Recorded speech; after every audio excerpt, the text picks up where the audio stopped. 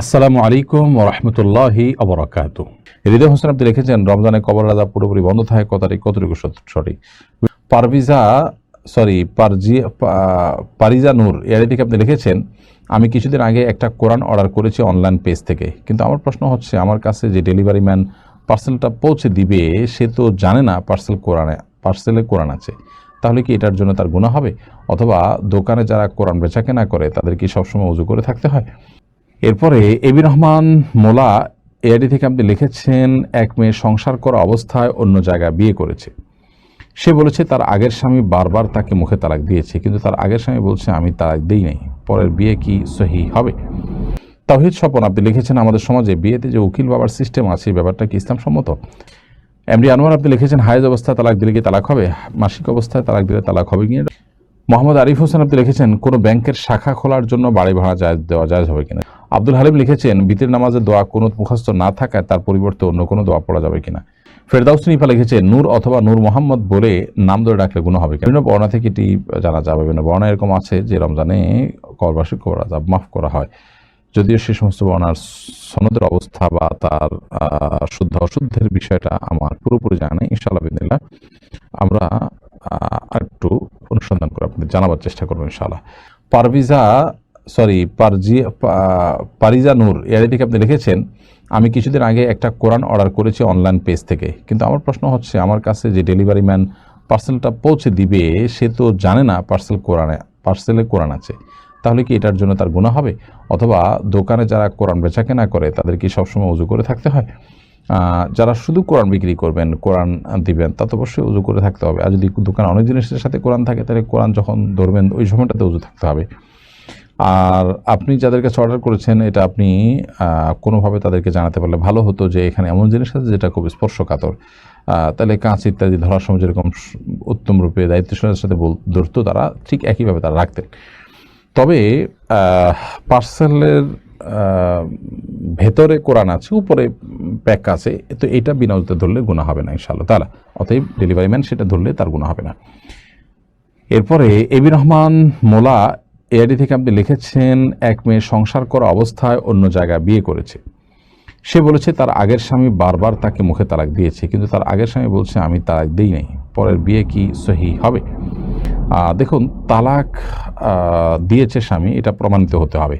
স্বামী যদি তালাক দিয়েছেন এটি প্রমাণিত না হয়, স্ত্রী মিথ্যা কথা বলে যদি পরবর্তীতে বিয়ে করেন তাহলে সে বিয়ে তো হারাম হবে এবং সে বিয়ে বাতিল হবে, সে বিয়ে তো বিশুদ্ধ হবে না এবং সেটা অকার্যকর হবে যদি স্ত্রী সেরকমটি করে থাকেন।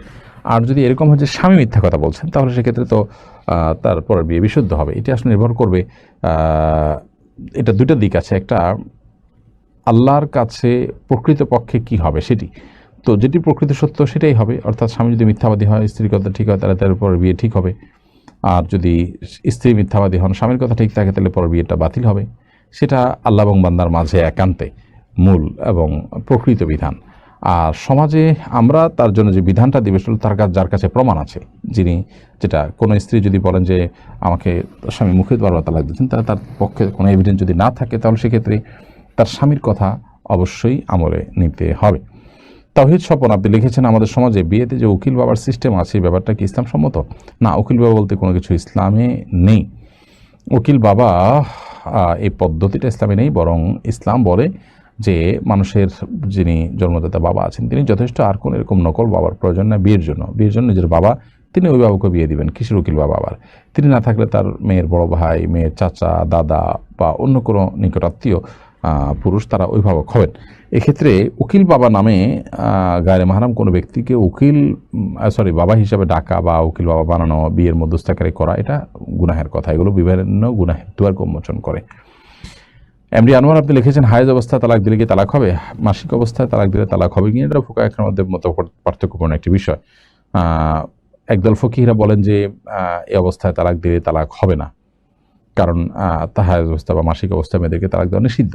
যদিও ওলামা হানাফ সহ অন্য অনেক ওলামা ইকরামের মত হলো যে তালাক এই সময় দেওয়াটা গুনাহ, যদি কেউ দেয় সে গুনাহগার হবে, বাট তালাক দিলে তালাক হয়ে যাবে।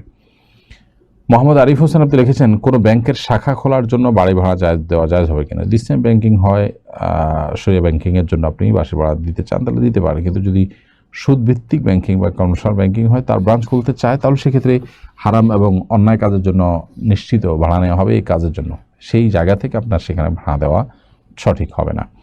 আব্দুল হালিম লিখেছেন, বিতির নামাজে দোয়া কুনুত মুখস্থ না থাকায় তার পরিবর্তে অন্য কোনো দোয়া পড়া যাবে কিনা।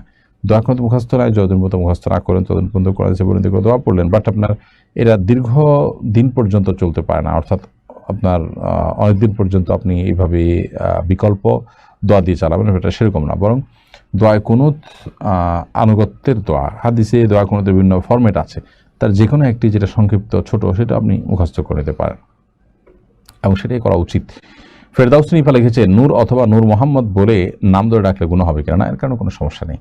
নূর মোহাম্মদ বলতে মোহাম্মদ সাল্লাল্লাহু আলাইহি সাল্লামের নূর মানে আলো, সেক্ষেত্রে তার জ্ঞানের আলো বোঝাতে হতে পারে, উপকার্থে অন্য কিছু। যদিও আমাদের দেশে অনেকে মনে করেন নবী সাল্লাল্লাহু আলাইহি ওয়াসাল্লাম নূরের তৈরি, সেদিক থেকে তারা এই জাতীয় নাম রাখেন। তো এর ভিন্ন ভালো অর্থ নেওয়ার সুযোগ যেহেতু আছে, অতএব সে অর্থ নিলে কোনো অসুবিধা নেই। আর এছাড়া শুধু নূর যদি বলে নূর মানে আলো, তো এটা কারণ নাম হলে বা সে নাম ধরে ডাকলে কোনো গুনাহ হবে না।